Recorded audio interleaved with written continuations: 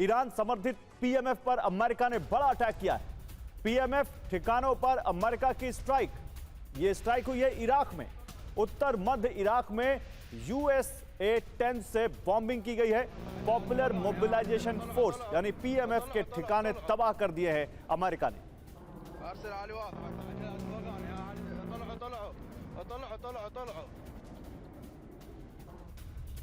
देखिए अगली बड़ी खबर, ईरान समर्थित मिलिशिया पर हमले तेज हो गए हैं।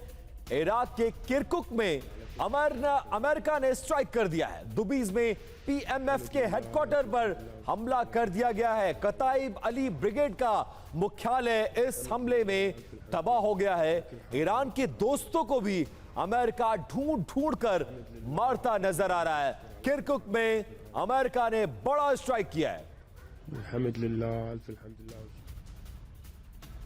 और ईरान में अब तक 1444 लोगों की मौत हो चुकी है।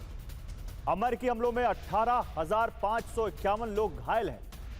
यह मंत्रालय बता रहा है, ईरान का स्वास्थ्य मंत्रालय, उसने यह दावा किया है कि 1444 लोग मारे गए हैं और 18,551 लोग घायल हुए हैं।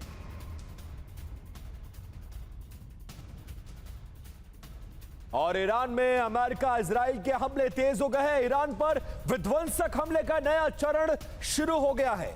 ईरान के आसमान में दिखे हैं फाइटर प्लेन्स और ईरान में तबाही मचाने की जो लगातार कोशिश कर रहा अमेरिका, उसमें सफल होता नजर आ रहा है। ईरान के आसमान में अमेरिकी फाइटर जेट्स लगातार उड़ान भर रहे हैं और ईरान के शहरों को अपना निशाना बना रहे हैं।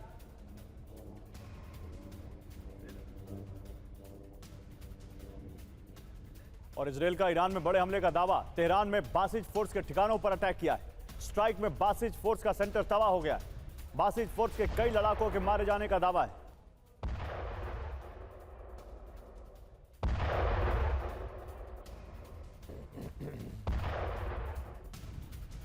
और सेंट्रल इजराइल में हमले का अलर्ट लगातार जारी किया जा रहा है। सेंट्रल इजराइल में बज रहे हैं रेड अलर्ट सायरन।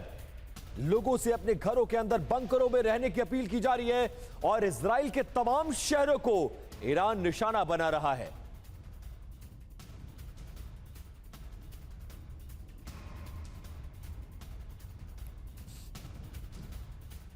और ऑपरेशन ट्रू प्रॉमिस की 44वीं लहर शुरू हो गई है। ईरान ने जारी किया हमले का नया वीडियो। इजराइल पर मिसाइल हमले का वीडियो ईरान ने जारी किया है। तो ये ऑपरेशन ट्रू प्रॉमिस की 44वीं लहर।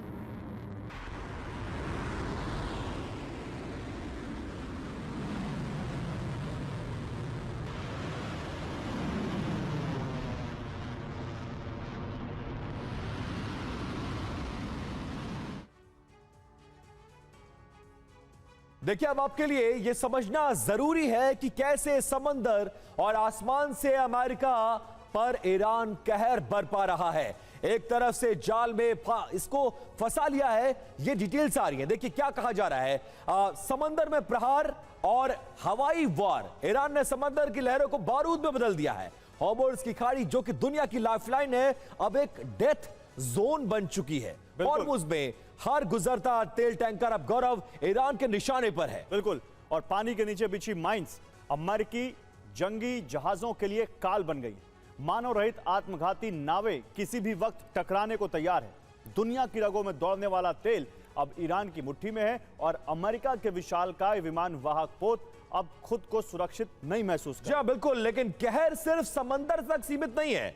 आसमान से ईरान की मिसाइलें मौत बनकर बरस रही हैं। इराक से लेकर सीरिया तक अमेरिका ठिकानों पर ईरान लगातार ताबड़तोड़ हमले कर रहा है और सैकड़ों ड्रोन से मिलकर अमेरिका के रडार सिस्टम को या तो कंफ्यूज कर दिया गया गौरव, या तो पूरी तरह से तबाह कर दिया गया। और मध्य पूर्व में मौजूद हर अमेरिकी बेस ईरान के इंतकाम की रेंज में है। पेट्रियट मिसाइल सिस्टम भी स्वॉर्म अटैक के सामने पस्त पड़ रहा है। हर हमले के साथ जंग के और भी भीषण होने का डर बढ़ गया है। और इसी पर बात करने के लिए मेजर जनरल संजय मेस्टन एज डिफेंस एक्सपर्ट हमारे साथ जुड़ रहे हैं।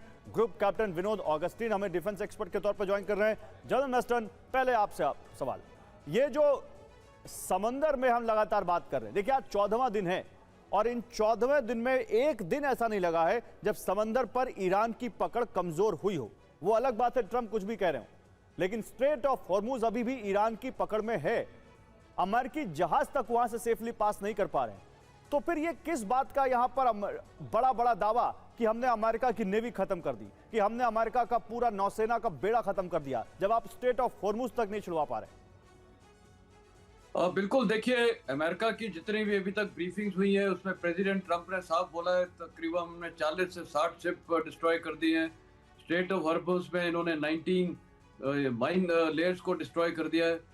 अब ये कितना सच है कितना झूठ है, ऑन ग्राउंड जितना भी दिख रहा है वो तो झूठ ही दिख रहा है। कारण ये है कि स्ट्रेट ऑफ हॉर्मुज में ईरान का पूरा कंट्रोल है, उसमें कोई डाउट नहीं है। और यूएस की कोई शिप, वो उनकी जो फ्लीट है उससे कोई शिप पास भी नहीं जा रही है। इसका मतलब जितना वो कोस्टल इलाका है वहां पर ईरान की air defence batteries, air defence missile system सारे एक्टिवेटेड है।